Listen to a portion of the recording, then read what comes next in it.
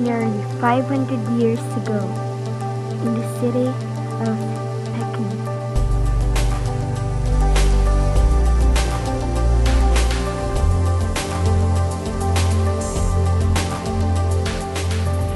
Celestially August, the son of heaven, Young Lu, of the illustrious or Ming dynasty, commanded the worthy official Guan Yu that he should have a bell made of such size that the sound thereof might be heard for 100 li. My trusted official, I command you to make a bell of such size that the sound might be heard for 100 li. The bell should be scented with brass, deepened with gold, and sweetened with silver. Yes, the son of heaven. I will make what it is desired.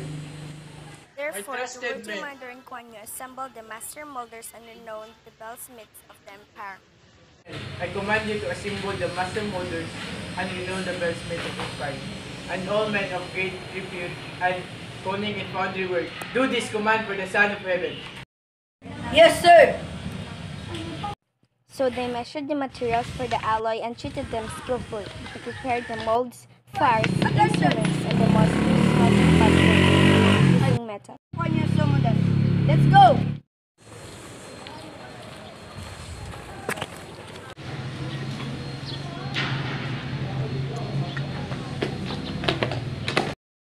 Everyone who is in front of me, listen to what I say to you. The Son of Heaven, Yung Lu, command us to make a bell, not just any ordinary bell. The voice of the bell should be heard in 100 li. The bell should be strengthened with brass and deepened with gold and sweetened with silver. I trust that you all can do this. Now start! And they labored exceedingly, like giants neglecting only rest and sleep, and the comforts of life, toiling both night and day in obedience to Guan Yu, and striving in all things to do the behest of Son of Heaven.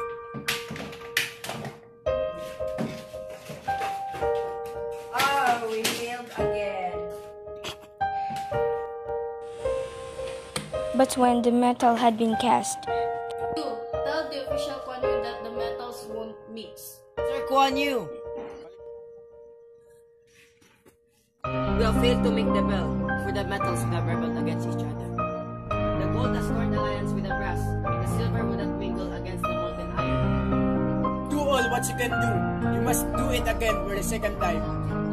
and in the second time of making, the result was even worse. Still the metals obstinately refused to blend one with the other, and there was no uniformity in the bell. The sides of it were cracked and fissured, and the lips of it were slag and split asunder. We failed again.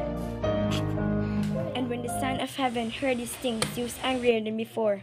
So he sent a letter to Guan Yu. Bring this letter to my trusted official, Guan Yu. Yes, son of heaven.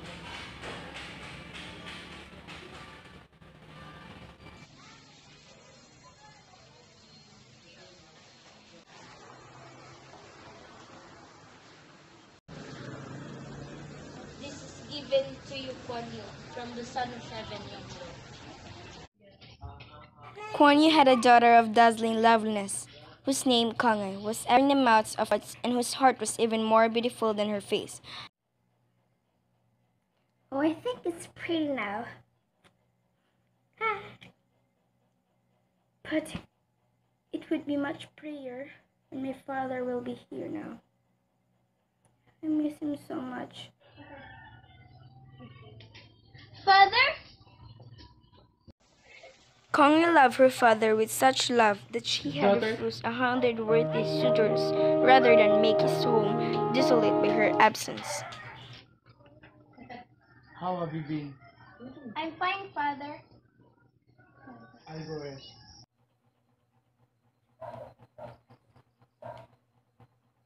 I think my father is too tired now.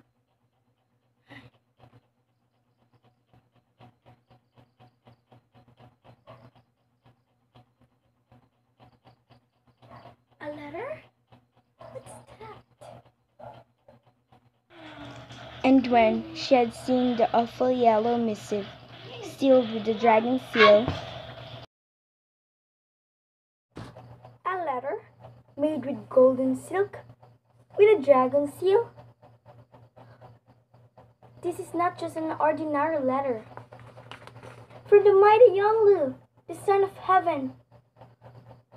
For my father. She fainted away. From the mighty Yonglu, the sublime Taitsung, and the celestial and august, whose reign is called Ming, to Kuan Yu the Fuyin. Twice thou hast betrayed the trust we have designed graciously to place in thee. If thou fail the third time in fulfilling our command, thy head shall be served from thy neck. Tremble and obey!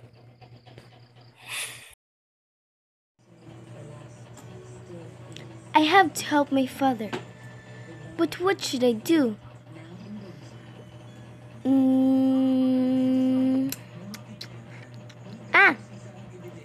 I will sell all the jewelries and go to an astrologer. It would be a great plan. So I'm going to start tomorrow.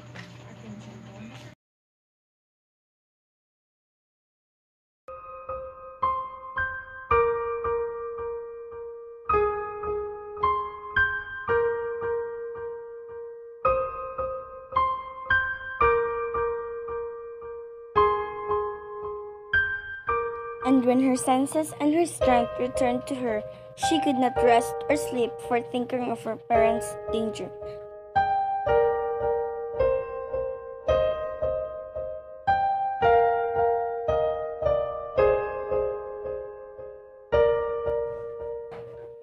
Until she secretly sold some of her jewels, and with the money so obtained had hastened to an astrologer.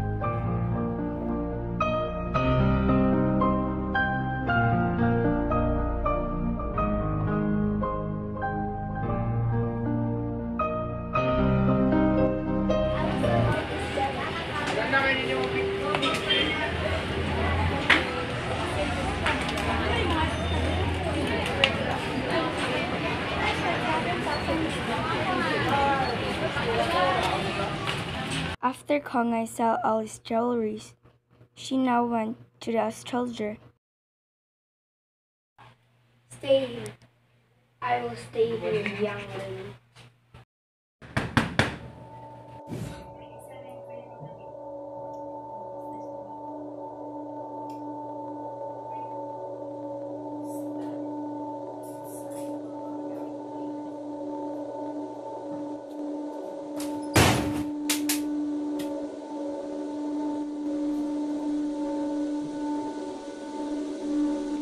Paid him a great price to advise her by what means her father might be saved from the peril pending over him.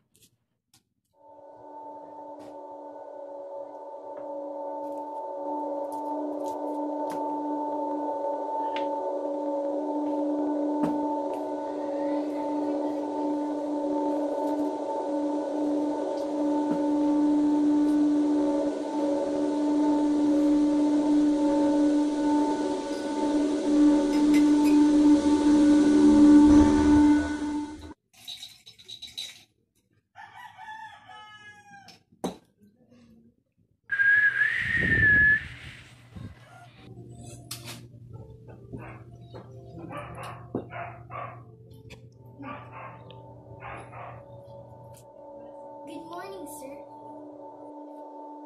How can I help you?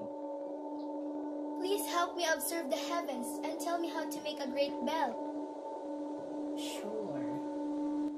So the astrologer made observations of the heavens and marked the aspect of the silver stream, which we call the Milky Way, and examined the signs of the zodiac, the Wang Tao or Yellow Road, and consulted the table of the 5 hints or principles of the universe and the mystical books of the alchemist. And after the long silence, he made answer to her, saying, Gold and brass will never meet in wedlock.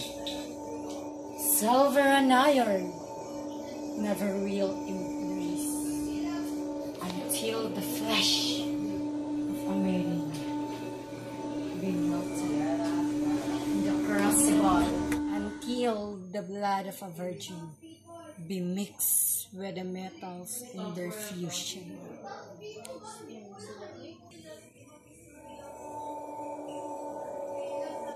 After hearing all of those words, Kongai returned home sorrowful at heart. But she kept secret all that she had heard and told no one what she had done. At last came the awful day when the third and last effort to cast the great bell was to be made, and Kongai, together with her waiting woman, accompanied her father to the foundry. And they took their places upon a platform overlooking the toiling of the molders and the lava of liquefied metal. All the workmen wrought at their task in silence. There was no sound heard but the muttering of the fires.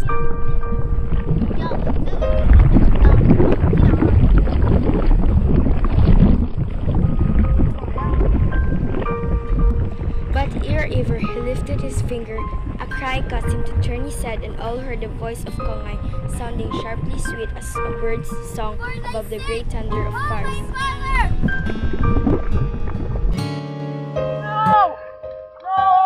And even as she cried, she leaped into the white flood of metal, and the lava of the furnace roared to receive her. And the serving woman of Kongai, dizzy and speechless for pain, stood before the furnace, still holding in her hands a shoe, a tiny dainty shoe. After Kongai jumped into the cauldron, it was found that the bell was beautiful to look upon and perfect in form, and wonderful in color above all other bells.